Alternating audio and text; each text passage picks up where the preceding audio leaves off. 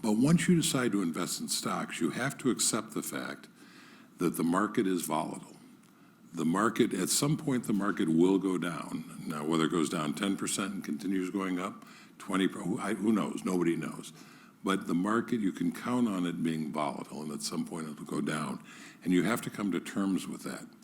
And you have to be absolutely sure that when that happens, not if, but when, you don't panic. Because the only way you lose is if you panic and sell at the bottom.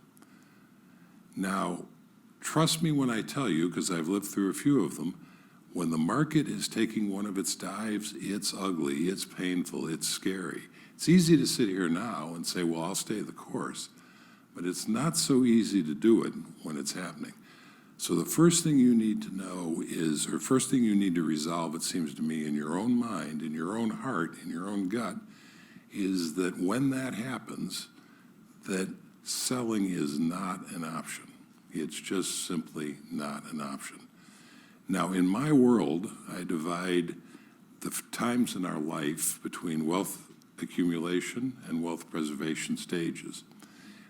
In a more traditional point in time, that might have been, well, when you're young and you're working, that's your wealth building stage. And then you get to 60 or 65 and you retire, wealth preservation. But these days, people step in and out of careers on a routine basis. So you will go from wealth preservation to wealth building and back several times. I know I did in my career.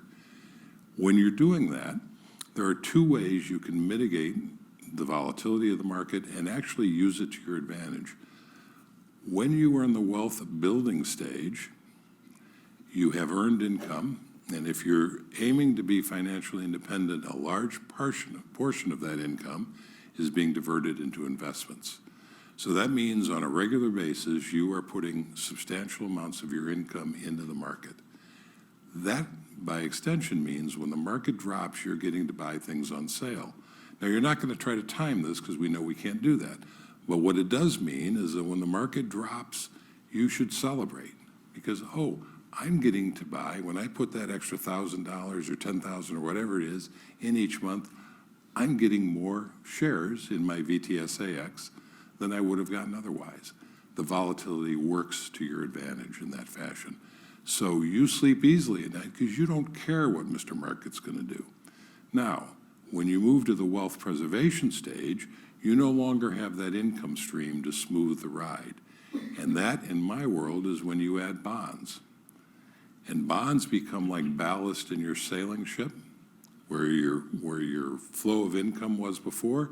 Now you're going to replace that with the ballast of bonds.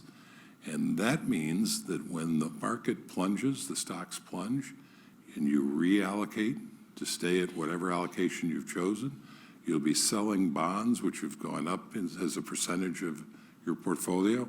Let's say, as I do at the moment, you have 30% bonds, 70% stocks.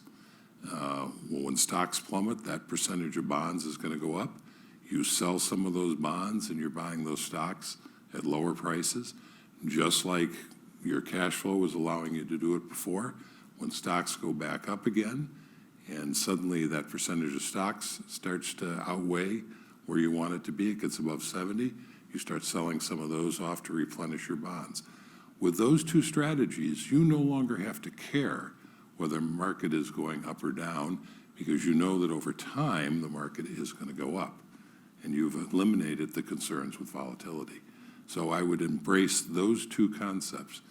Understand that you don't ever sell in a panic just because it went down. That is simply not an option that you will ever consider. And then, depending on which stage you're in, either use bonds or use cash flow to smooth the ride.